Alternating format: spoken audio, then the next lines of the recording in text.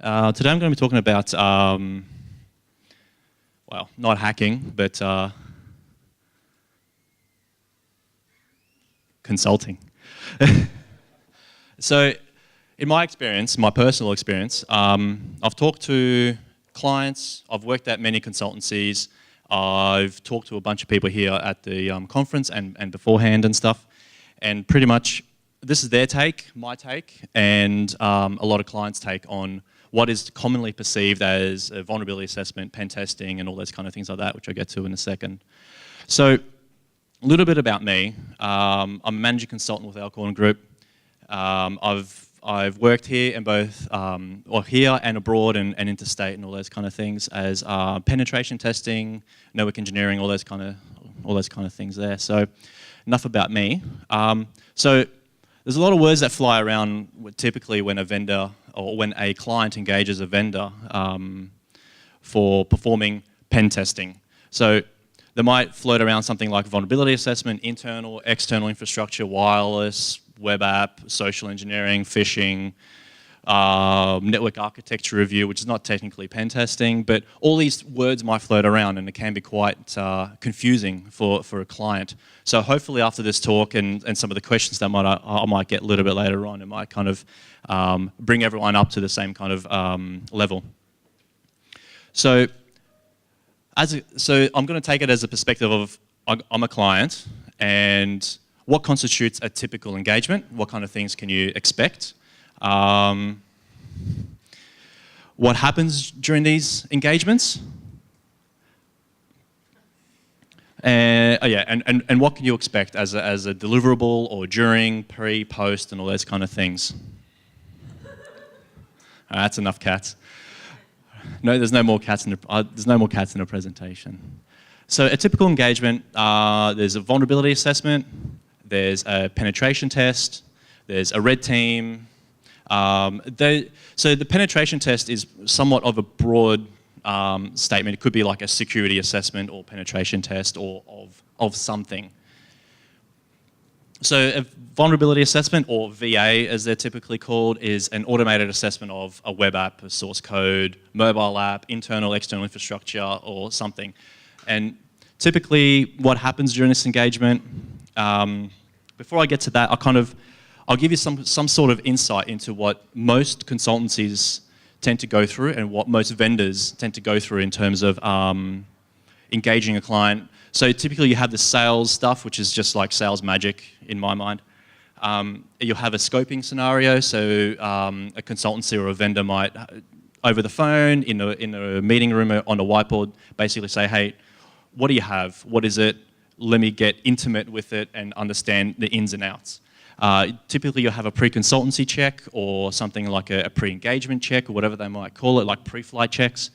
And then you have the crux of the work is within the consultancy. Then you have some reporting, which is the best and most fun part of any pen test. And then you have something like a wash-up meeting where typically a pen tester will come back in and say, okay, these are the things I found. Any questions or anything like that? The client goes ahead and remediates. This might take days, weeks, months, years. And typically there's a retest and a retest report component performed at the end to make sure that the things that have been remediated haven't introduced new vulnerabilities, and the things that have been remediated have been actually remediated, and there's no, I found cross-site scripting, yeah, because I blocked script alert, and say 1, and say, well, script alert 2 is still working. So this thing can drag on a few times. In my personal experience, I've engaged previously with our previous employers and clients. I've gone through that iteration about 7 times. So what happens during this engagement? Typically a consultant is going to run a whole bunch of tools, scanning, web app, all those kind of things. And then as a very bare minimum, what you should expect as a client is a manual verification of those findings, which kind of leads into some of the things that I'll go into a little bit later on. And then after talking to some people at the con and previously, some consultancies go the next step and say, well, we would perform somewhat of a basic web application, because on any infrastructure you'll always see web apps, and certain consultancies will go that little step further, say, well, we kind of give you an indication of what low-hanging fruit is on any kind of internal web applications or external web applications. So VAs, there's some pros and cons to it. It's a very quick way to identify security issues within your organization, be it internal, external, on a certain apps or whatever. It really provides somewhat of a health check. It should be really seen as a health check. So a good example is something like you go to the GP and you'll say, hey, I'm just here for a checkup, and they'll kind of take your blood, do this, do that, say, yep, you're all good.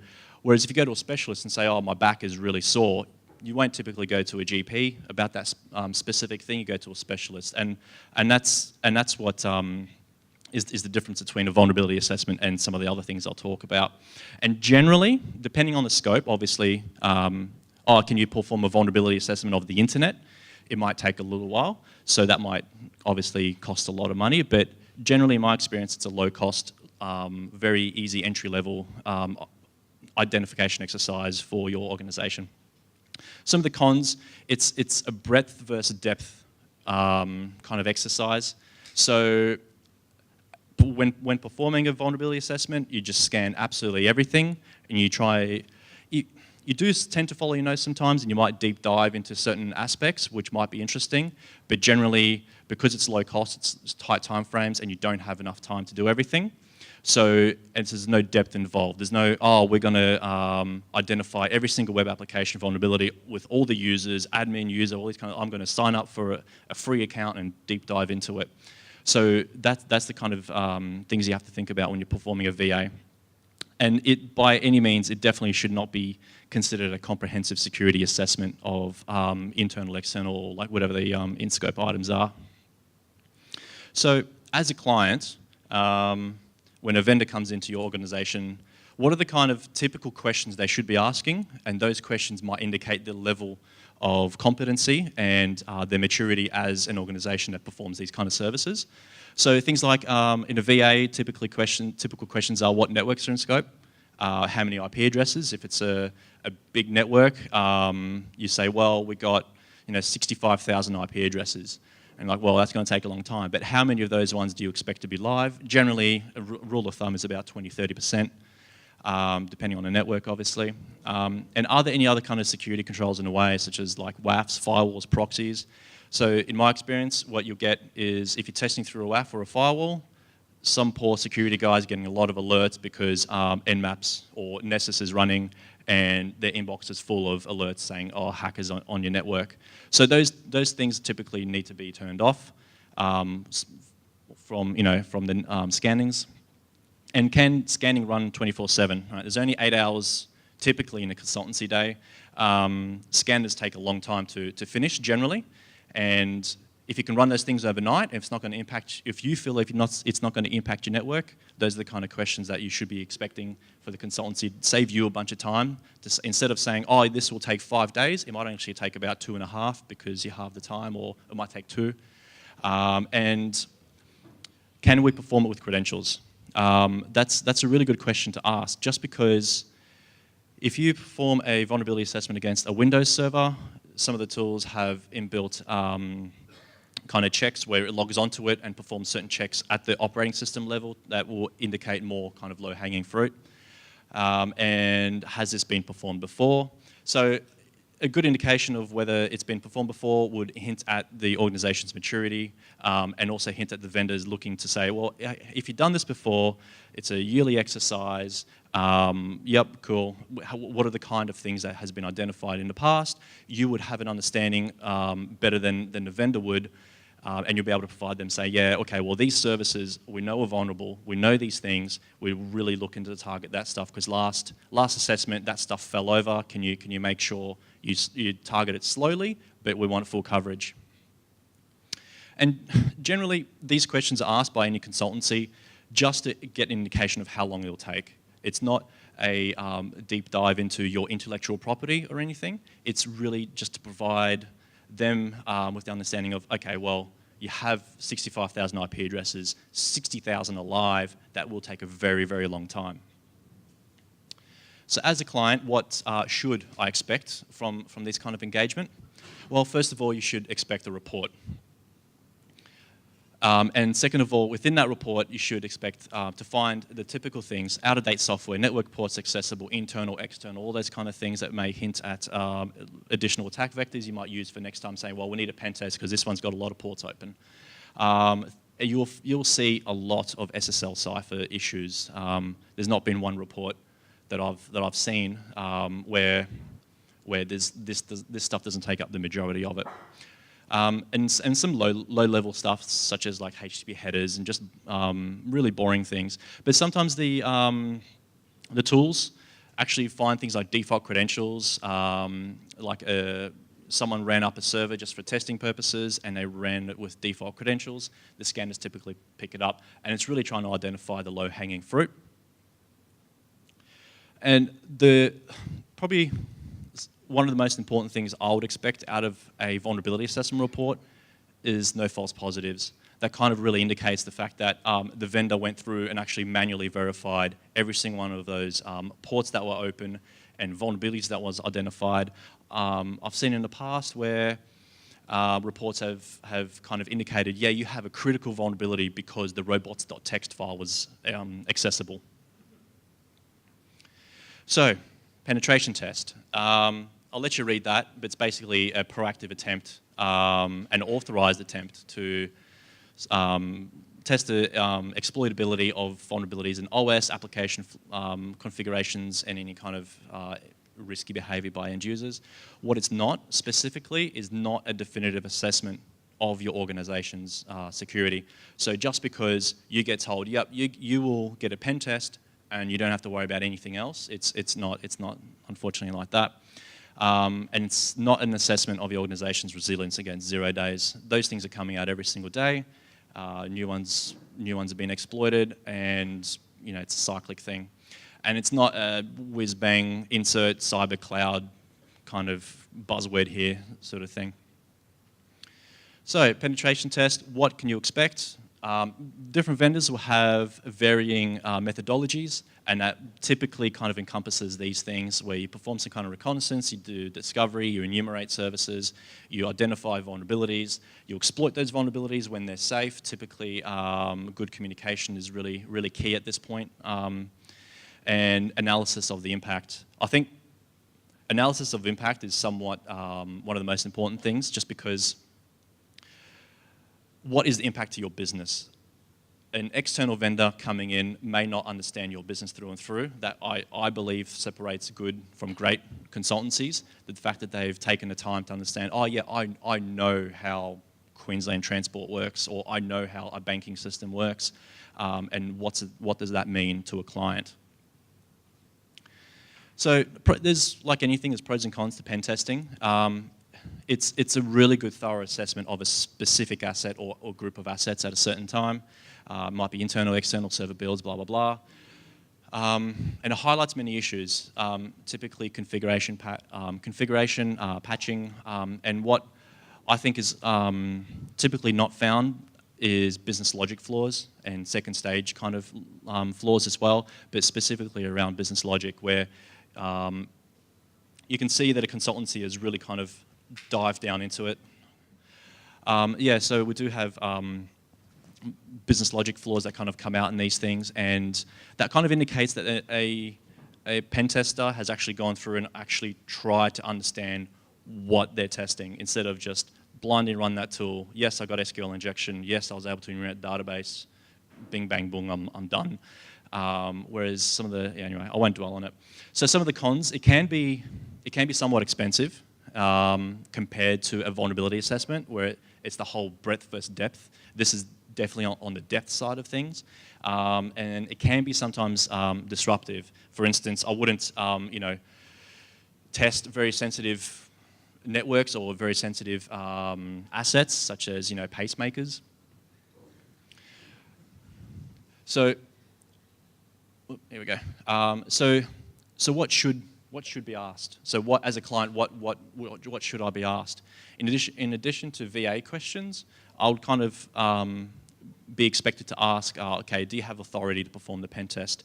In my personal experience, it's sometimes in the 11th hour where you engage with the client and they'll say, oh yeah, this stuff's in AWS. And there's a series of things that have to go on for you to let AWS know to say, hey, we are performing a pen test, here's where we're doing it, here's are the dates, here's what we're going to do, these are the tools that we're going to run, expect higher traffic loads than normal between these hours, and that kind of, AWS and really any shared provider, it kind of provides them an indication, because AWS do have really good controls in place to indicate if they're getting tested or if they're getting hacked or something like that. Although you may not pay for it, they might kind of give you, say, hey guys, I think you're getting hacked here. So an exact scope of the assessment, so kind of highlight any fragile portions of the network, things like SCADA, or any things that are out of scope specifically, like denial of service testing is typically out of scope, although we've been asked a few times saying, hey, can you DOS us, and we'll see what happens. And IPS IDS. Now, this is really somewhat of a question we get asked frequently. Why should I disable my IPS? You're a hacker, you can bypass it. Well, yeah, of course, but it'll take 6 months. And then you slap them with an order for $250,000, and they say, well, how come it costs this much? Well, turn that off, and we'll, it'll come down to like 25 grand or something like that. So, and then also from which perspective? Do you want to do it from a user perspective, like simulated typical user, administrator, obviously elevated rights, or unauthenticated kind of 15-year-old kid on school holidays? And I think very importantly, you should ask them, do you have a methodology of the thing that you're actually testing? That really indicates the maturity of the organization. So do you have a methodology for web application testing? Yes, we do. Okay, let's run through it. What kind of things do you do? What kind of what should I expect? And what are the checks that you look for?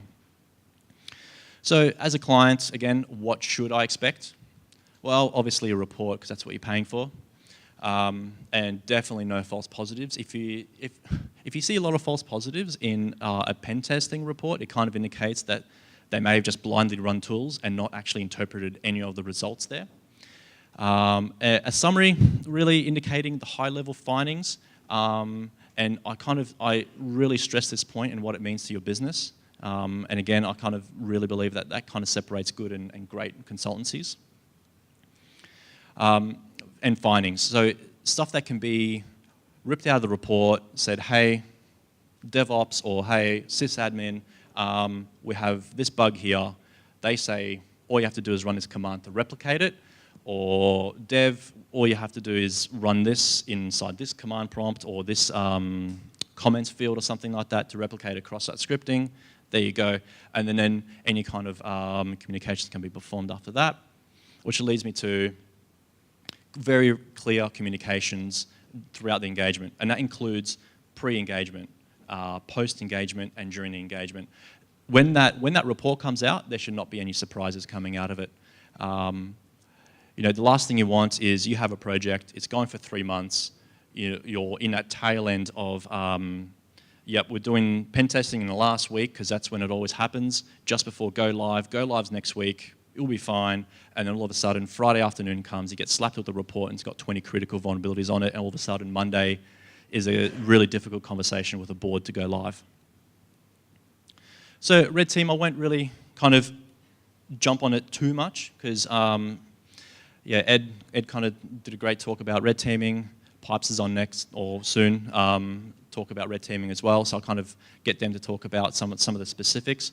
But I will like to kind of state that it's a controlled and simulated attack against an organization, and Pipes gave me a really good example. That typical type of things that you might find in a web testing report is something like a user enumeration would be constantly considered as a low, right? Where in a red team, it's really gold, because you're going in without knowledge, without any kind of understanding of what goes on within an organization. All of a sudden, you can enumerate all their users, and then first name dot surname at email, start some phishing campaigns, and you're golden.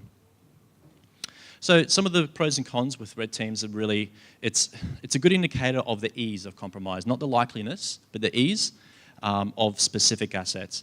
Now, red teams can be somewhat finite with their output.